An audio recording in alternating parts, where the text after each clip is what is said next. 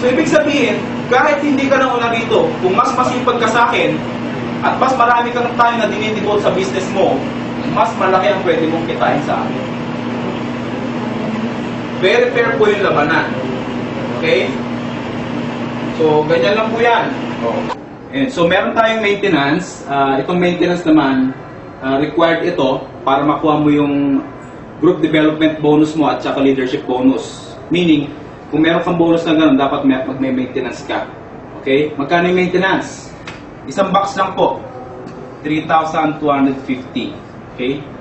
Pero, kung wala ka naman in-expect na leadership or group development bonus, okay lang na hindi mag-maintain. Kahit hindi kayo bumili ng isang box every month. Okay? So, now, ang kagandahan na po ng maintenance natin compared sa ibang company, yung ibang company kasi, pag malaki na yung income mo at mataas yung position mo, ang maintenance mo, napakalaki rin.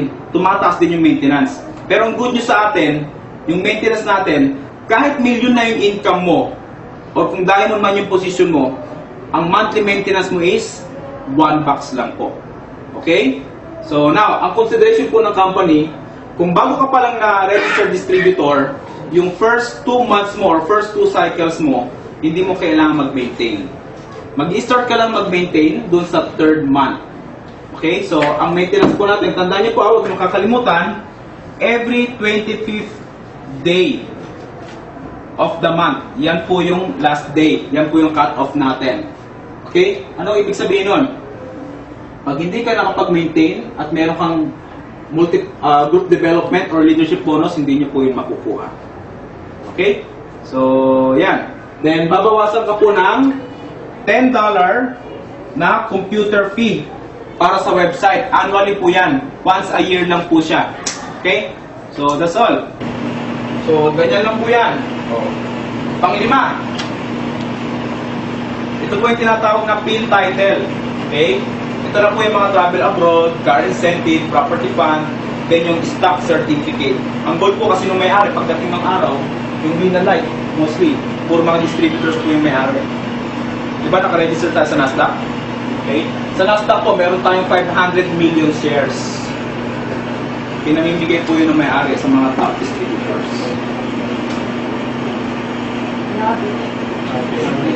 Grabe, ano? Compare natin, ha?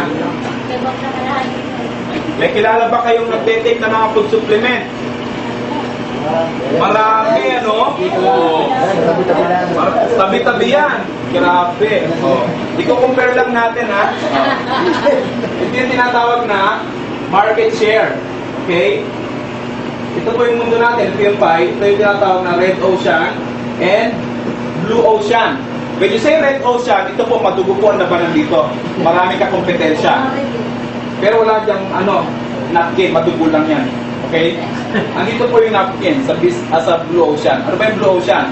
Malinis po yan. Ang kompetensya po yan, napakaliit. Okay? Example ng red ocean, ano ba yun? Food supplement. Food supplement. Vitamin C. Kilala? Nung sumikat ang vitamin C, ano nangyari? Naku, grabe, napakaraming vitamin C. Iba-iba lang yung brand name. Tama? Yes. Oh, glutathione. Sumikat? Yes. Naku, grabe. Nagkaroon injectable, nagkaroon ng pills. Kung ano iniinom pa, naging sabon. Ang dami. Okay? Oh. Ano pa? Oh, aloe vera. Napakarami niyan. Aloe vera. Mushroom nilagay sa kape. Naku, napakarami. Sa supermarket, meron na rin ngayon yan. Yes, yes, yes. Question. What if food supplement yung product na in-offer mo? I-offer mo sa kanila. Papansinin ka? Hindi, parehas kayo food supplement eh. Ikaw, bibili ka rin ng product nila? Hindi rin, parehas kayo food supplement eh. Lahat kayo magkakaaway. Tama? Tapos gusto mo, magsiksikan pa yung sarili mo dyan. Correct? Tama ba? Oo. Correct. Eh, blue ocean. Ito nyo nakita nyo siya. Diba? O, blue ocean. Ano ba yung blue ocean? O, sanitary napkin. Sanitary napkin. First in the world. Love moon and ion. Sanitary napkin. Nag-iisa po na may negative ion. Sino ang kompetensya natin? Tama?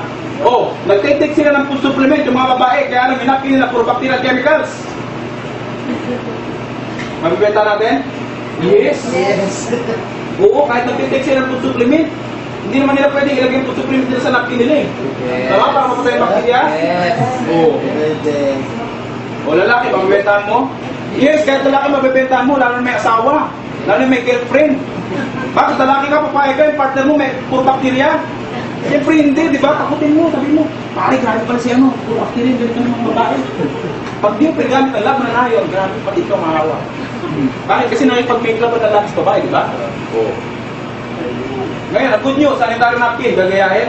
Oo, gagayahin yan, hindi may iwasan. Pero bawal. Kasi nga nakapatent. Okay? Ngayon, ano gusto mo sa dalawa? Sanitary napkin, food supplement. Napkin, sanitary napkin. Yan, di ba? Oo. Tapos na tayo. Kailan tayo magre-register? Kailan magsisimula? Now! Tama?